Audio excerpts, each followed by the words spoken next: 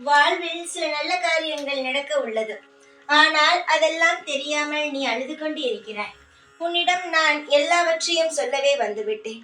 ஏனென்றால் நீ அழுவதை என்னால் பார்க்க முடியவில்லை. தினம்தோறும் அழுகிறாய், எப்பொழுதும் அழுகிறாய்.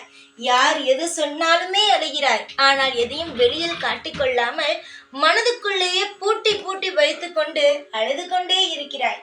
காரணங்கள் கேட்டால் உனக்கு சொல்ல தெரியவில்லை. ஏனென்றால் உன் வாழ்க்கையே மிகப்பெரிய பாரத்தில் இருக்கிறது. சரிதானே நான் சொல்வது?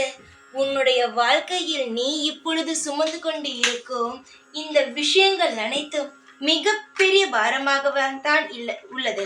தங்கமே, கவலைகள் என்பது இருக்க வேண்டாம். வாழ்வில் எதுவாக இருந்தாலும் கவலைகள் வரத்தான் செய்யும்.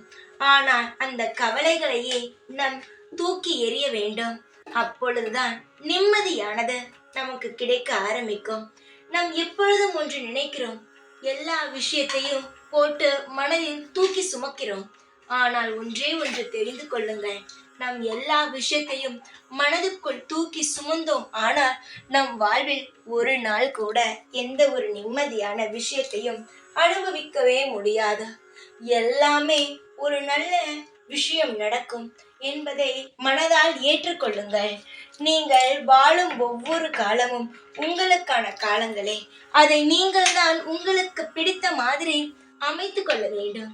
எத்தனை நாள்தான் தெய்வத்தையும் எத்தனை நாள்தான் உங்களுடைய கர்ம வினையையுமே சொல்லிக்கொண்டு இருப்பீர்கள் சொல்லுங்கள்.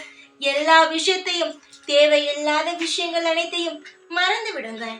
சந்தோஷமாக நீங்கள் இருந்த நாட்களை மட்டும் ஞாபகத்தில் வைத்துக் கொள்ளுங்கள். தூக்கி பாரத்தை சுமந்து அழுவாதீர்கள். வாழ்வில் எல்லாவற்றுக்கும் ஒரு வழி உண்டு. உன்னுடைய கஷ்டத்திற்கும் வழி இல்லாமலையா இருக்கும்? நிச்சயமாகவே உன் வாழ்வில் வழி உண்டு. அந்த வழியை நான் காட்டுகிறேன்.